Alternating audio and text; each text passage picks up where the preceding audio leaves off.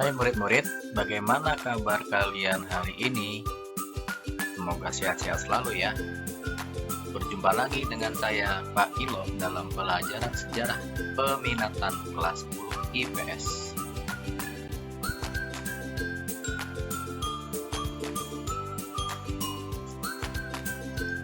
Sekali lagi Bapak ingatkan untuk selalu menerapkan protokol kesehatan ya guys.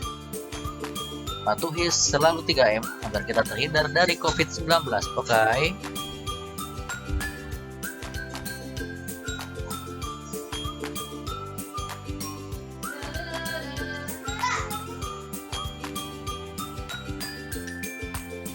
Ayo bersama-sama kita lawan COVID-19 agar hilang dari muka bumi ini. Bersama kita lawan Corona, bersama kita bisa.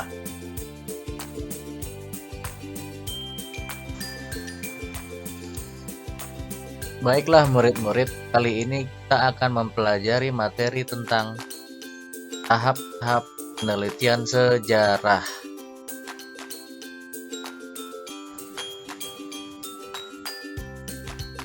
Nah, untuk memahami tentang penelitian sejarah, kita harus pahami dulu apa yang dimaksud dengan penelitian.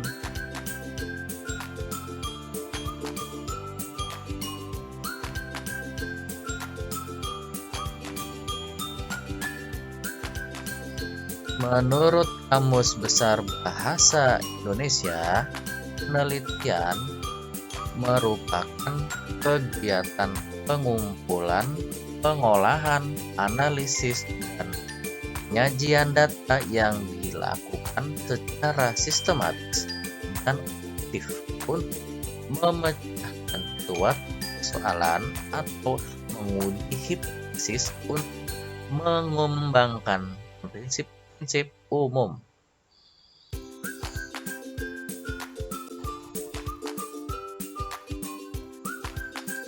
Lantas, apa yang dimaksud dengan penelitian sejarah? Penelitian sejarah dapat diartikan sebagai kegiatan sistematis untuk menelaah sumber-sumber yang berisi informasi mengenai masa lampau. Mau tahu tahap-tahap apa saja?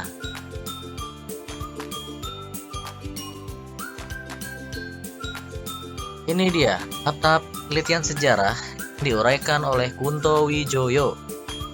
Pemilihan topik, statistik, verifikasi, interpretasi, dan historiografi.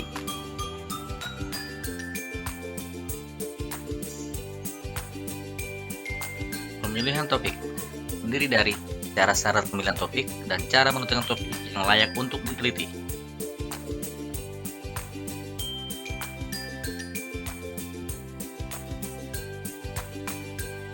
Dalam pemilihan topik, syarat-syarat yang harus diperhatikan antara lain: 1. Manageable topic. Pemilihan topik harus disesuaikan dengan latar belakang pengetahuan, percakapan, dan kemampuan peneliti. Selain itu, peneliti perlu memperhatikan dana dan waktu untuk penelitian. Obtainable data. Obtainable data maksudnya adalah tersediaan data. Ini sangat menentukan keberhasilan penelitian. Tidak hanya ketersediaan sumber, peneliti harus menguasai teknik pengumpulan data. Lokasi juga menjadi faktor penting yang menentukan keberhasilan penelitian. Significance of topic. Topik yang dipilih harus memiliki manfaat bagi perkembangan ilmu pengetahuan. Sebuah topik harus berbeda dengan topik kajian yang sudah ada ya. Nah, jika topik sudah pernah dikaji orang lain, tulisan baru harus mampu menyajikan fakta-fakta yang belum pernah diungkap sebelumnya. Penelitian dengan topik yang sama juga harus menghasilkan kesimpulan berbeda dari kesimpulan penelitian sebelumnya. Yang terakhir, interested topic. Peneliti dapat menentukan topik berdasarkan minat orang peneliti dan lebih bersemangat mengerjakan penelitiannya jika objek yang diteliti sesuai minat dan ketertarikannya.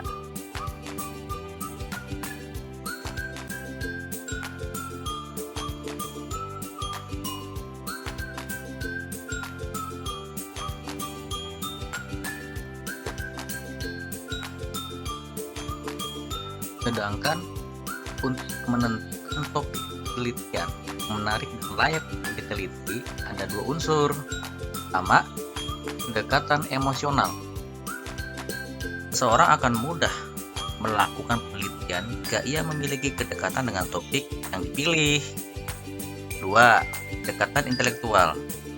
Peneliti yang memiliki pengetahuan tentang topik yang dikaji akan lebih mudah juga menjalankan penelitian. Kedekatan inilah yang disebut kedekatan intelektual.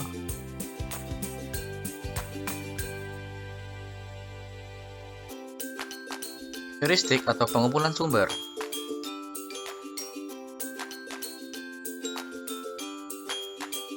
Pada tahap ini, peneliti mencari informasi dari berbagai sumber sejarah guna mengetahui segala bentuk apa yang terjadi pada masa lampau. Lalu, di mana peneliti dapat menemukan sumber-sumber sejarah tersebut ya? Ada yang tahu murid?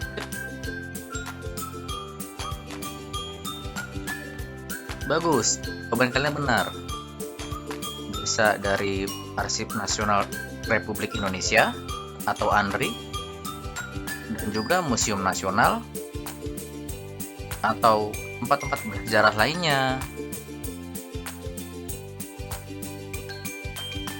Verifikasi. Verifikasi atau sumber merupakan kegiatan untuk menguji keautentikan atau keaslian suatu sumber. Dan itu, kritik sumber dilakukan untuk menguji kredibilitas dan keabsahan sumber. Kritik sumber terdiri atas internal dan eksternal. Interpretasi.